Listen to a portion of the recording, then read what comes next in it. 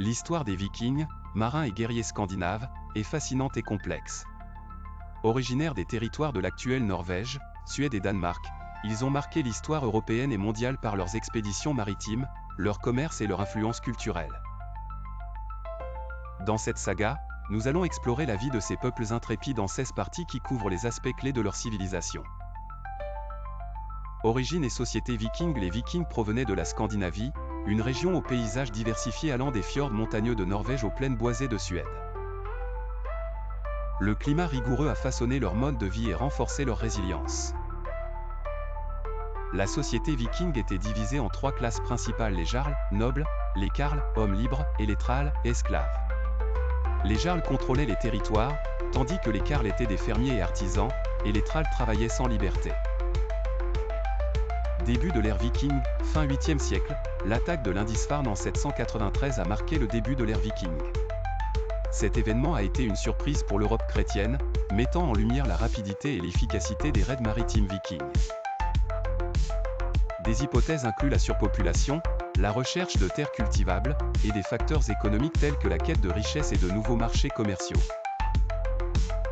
Technologie navale et innovation maritime. Les dracars, ou l'ankip, étaient des navires longs et fins, à coque légère, permettant des déplacements rapides.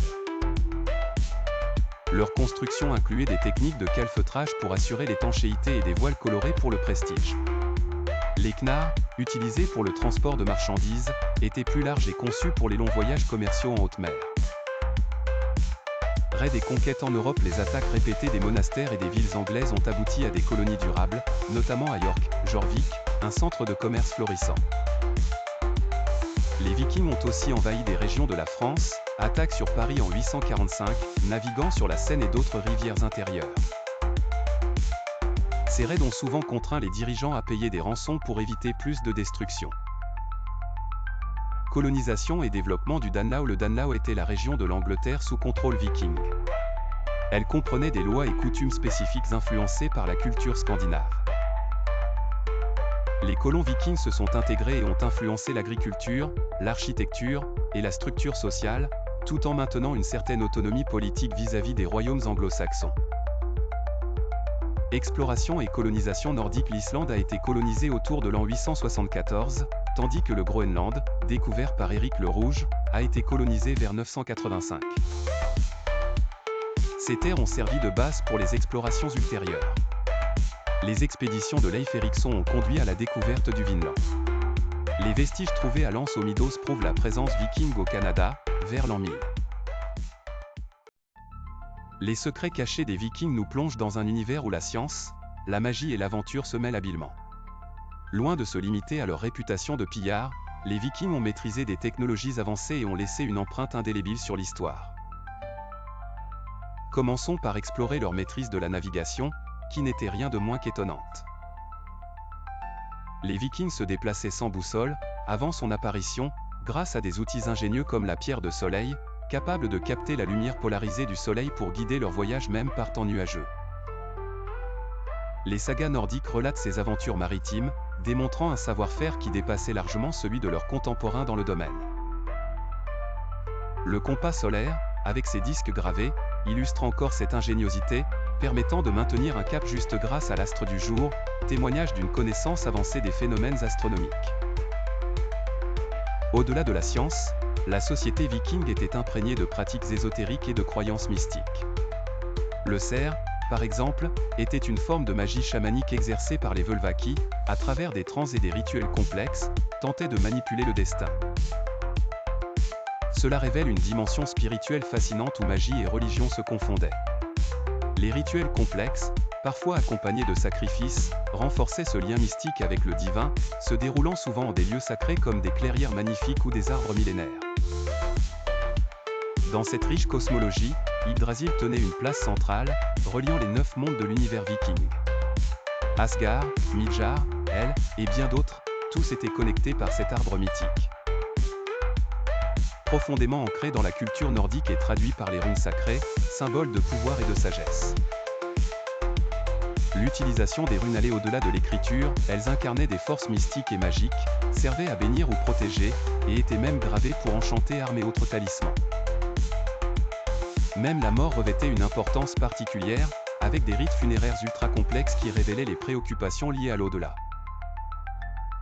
Les navires tombes, comme celui d'Osberg, en Norvège, étaient des chefs-d'œuvre architecturaux, un passage vers un futur monde à travers les richesses et les objets somptueux. Ces sépultures royales étaient non seulement symboliques, mais elles offraient aussi une continuité somptueuse entre les mondes terrestres et célestes. L'héritage viking comprend aussi leur avancée audacieuse vers d'autres territoires, marqués par la découverte de l'Amérique du Nord. Lance aux Middos à Terre-Neuve témoignent de leur présence, ébranlant l'histoire telle qu'on la concevait. Pourquoi sont-ils partis? Les raisons restent floues, entre conflits possibles et défis climatiques, mais le mythe de Vinland persiste, un paradis mystérieux jamais retrouvé avec certitude. Le rôle des femmes offre un autre regard surprenant sur la société viking. Bien que souvent reléguées aux marges de l'histoire, des découvertes archéologiques, comme celle de femmes au bouclier à Birka, démontrent que certaines ont pris les armes, défiant les conventions genrées de l'époque. Les femmes jouaient également des rôles clés en termes de gestion, de politique et même spirituelle. Une pierre angulaire dans le tissu complexe de la société nordique. L'économie viking, qui s'est développée entre le 8e et le 11e siècle, était complexe et diversifiée, mêlant agriculture, commerce, artisanat et piraterie. Les Vikings, principalement originaires de Scandinavie, Norvège, Suède, Danemark, ont établi des réseaux commerciaux qui s'étendaient sur une grande partie de l'Europe, de l'Asie et même de l'Amérique du Nord. Voici une analyse détaillée de l'économie viking en 16 parties. Structure de l'économie viking, économie agraire, l'agriculture était la pierre angulaire de l'économie viking, avec des cultures de blé, d'orge et de seigle. Les Vikings élevaient également du bétail, des porcs et des moutons, qui fournissaient viande, lait et laine. Économie de subsistance, la majorité des Vikings vivaient de l'agriculture de subsistance, cultivant juste assez de nourriture pour nourrir leur famille et échanger avec les voisins. Commerce et routes commerciales, réseaux commerciaux étendus, les Vikings ont établi des routes commerciales allant des îles britanniques à la Méditerranée et de la Scandinavie à Constantinople et à l'Orient. Ces échanges incluaient des biens de luxe comme l'ambre, les fourrures, les métaux et le vin. Centres commerciaux, des villes comme Birka, Suède, Hedeby, Danemark, et Dublin, Irlande, sont devenus des centres commerciaux prospères où les marchandises étaient échangées et où se croisaient différentes cultures. Monnaie et système monétaire, usage des pièces, les Vikings utilisaient des pièces de monnaie, mais le système monétaire était souvent basé sur le troc. Les pièces étaient importées de régions telles que l'Empire byzantin et le monde islamique. Poids et mesure, le poids des métaux précieux, comme l'argent, était utilisé pour évaluer la valeur des biens échangés. Les Vikings prenaient soin de peser les objets avant le commerce. L'artisanat et la production locale, ateliers et compétences artisanales, les artisans vikings excellaient dans la fabrication de textiles, de vêtements, de bijoux et d'outils. La production locale répondait aux besoins de la communauté. Métallurgie, les Vikings étaient habiles dans le travail du métal, fabriquant des armes, des outils et des ornements, souvent décorés de motifs complexes. Influence des raids et de la piraterie, raids comme source de richesse, les invasions vikings permettaient d'acquérir rapidement des richesses par le pillage de monastères et de villes, mais cette richesse était souvent temporaire. Contrôle de territoire, en établissant des colonies dans des régions riches, comme la Normandie, les Vikings ont pu exploiter les ressources locales et imposer des taxes. Agriculture et élevage, techniques agricoles, les Vikings utilisaient des techniques agricoles avancées pour l'époque, incluant la rotation des cultures et l'irrigation. L'époque des Vikings, entre 793 et 1066 après Jésus-Christ, est une période fascinante de l'histoire européenne. Les Vikings, originaires des territoires actuels de la Norvège, du Danemark et de la Suède, ont entrepris des expéditions maritimes impressionnantes, marquées par leur volonté de piller, commercer et coloniser. Cette ère débute officiellement avec l'attaque brutale du monastère de Lindisfarne en 793, perçue comme un coup porté à la chrétienté. Les navires vikings, appelés drakar, étaient leur atout majeur, construits pour être rapides et adaptés aux mers et rivières.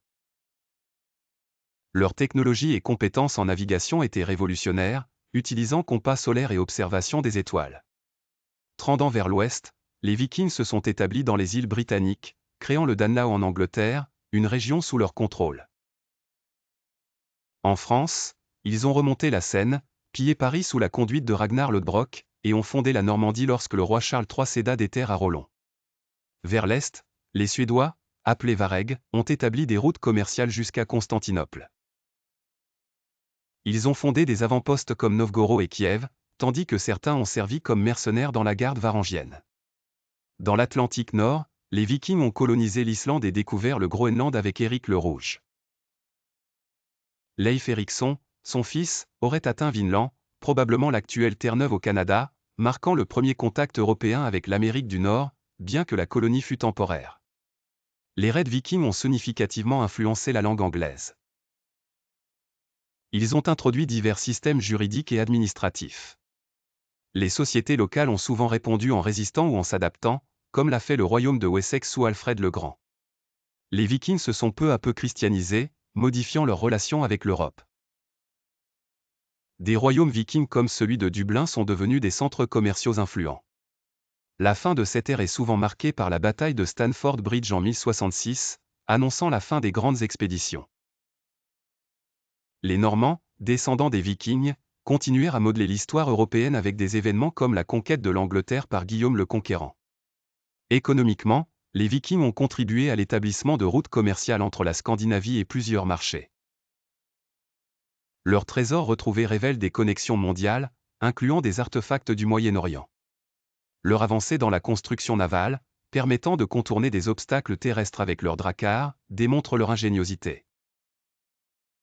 Leur art, riche en motifs mythologiques, et leurs sagas héroïques, influencent encore aujourd'hui. Les Vikings ont laissé un héritage géographique et culturel marquant, inspiré par leur esprit aventurier et leur réputation légendaire. Ils continuent de captiver l'imaginaire collectif et d'influencer la littérature, le cinéma et la télévision moderne. Dans l'ancien temps, bien avant que les hommes ne marchaient sur la terre telle que nous la connaissons aujourd'hui, un vide spectaculaire régnait, connu sous le nom de Ginnungagap. Ce gouffre vertigineux séparait le royaume des glaces, Niflheim, de l'incandescente Muspelheim. De leur rencontre naquit Ymir, premier des géants, un être colossal dont le corps fut le berceau de l'univers. À ses côtés, se tenait Odumla, la vache primordiale, dont le lait nourrissait Ymir. D'elle émergea Buri, révélé en léchant les pierres glacées, et ainsi lignée divine fut instaurée. Au fil du temps, Buri enfantait Bor, père des trois dieux fondateurs, Odin, Vili et Vé. Ensemble, ils décidèrent d'un audacieux coup du sort, tuer Ymir, l'immense créature. En un geste titanesque, ils façonnèrent le monde. La chair d'Ymir devint la terre, son sang roulait en longues rivières instables, et ses os dressèrent les montagnes sur l'horizon vaste et insondable. Son crâne devint le firmament, supporté par 4 robustes nains, Nordri, Sudri, Ostri et Vestri. Au centre de cet univers noué par la destinée se dressait Yggdrasil, l'arbre-monde dont les branches sans fin s'entrelacent aux 9 royaumes. D'Asgard, terre des dieux à Aesir, jusqu'à Midgard où résidaient les humains, chaque monde avait son caractère unique. Les sommets de Jotunheim résonnaient des pas lourds des géants, tandis qu'en Hel, les morts trouvaient repos ou désolation sous le règne silencieux de la déesse Hel. Parmi les dieux, Odin dominait, souvent déguisé, voyageant avec ferveur à la recherche d'une sagesse incommensurable. En quête des runes, il paya de son œil au puits de Mimir, et offrit son corps aux rigueurs d'Yggdrasil, suspendu 9 jours durant. Thor, son fils, protégeait Midgard avec Mjolnir, son marteau légendaire, veillant implacablement contre les géants déchaînés. Et il y avait Loki, le trompeur ambivalent, mi-héros, mi-catastrophe, dont les intrigues semaient aussi bien la destruction que d'ingénieuses solutions. Les femmes, elles aussi, avaient leur rôle inébranlable, comme Frigg, épouse d'Odin, portant silencieusement la connaissance de l'avenir. Ou Freya, déesse aux 1000 facettes, de l'amour à la guerre, pleurant des larmes d'or, et guidant les morts valeureux dans le Folkvangr, son royaume. Quant aux terrifiantes créatures nées de l'union de mystère et de mythe, on comptait Jormungandr, le serpent de mesuré dont le corps enlaçait Midgard. Et Fenrir, le loup puissant destiné à ravager l'univers lors du Ragnark inéluctable. Le Ragnark, prophétie d'une fin annoncée, avançait sans cesse. Aux premières morts des dieux, au signe de la guerre finale, l'univers se déchirait. Mais, dans cet écroulement, l'espoir renaissait, car tel fut le cycle ininterrompu de vie et de résurgence, planté dans le cœur des légendes vikings. Voisinant avec les divinités et les monstres vivaient les elfes lumineux de l'Alfheim, et les nains, inventeurs et artisans de génie. Toujours prêts à forger des objets aux pouvoirs inouïs comme le marteau invincible de Thor ou la lance éternelle Gungnir d'Odin, chaque création marquant profondément l'ordonnance du monde divin. Avec ce panorama grandiose et complexe, cette mythologie n'a cessé de fasciner et d'inspirer. Traversant les âges et les cultures, sculptant les consciences et rythmant l'art de ceux qui racontent et recréent. Ainsi, les récits anciens vivent-ils encore à travers les mots effacés du temps, à travers les œuvres d'auteurs modernes et les rituels renaissants d'une foi retrouvée. L'épopée des dieux nordiques, tissée d'or et d'ombre, continue de tenir l'âme entière, captivée par la vigueur de ces légendes immortelles dans le cadre chatoyant du cosmos viking. Chants, runes et épopées restent gravés dans l'âme de ceux qui osent s'enivrer d'une sagesse altière et primordiale, tatouée dans l'étoffe du temps, vibrante et éternelle.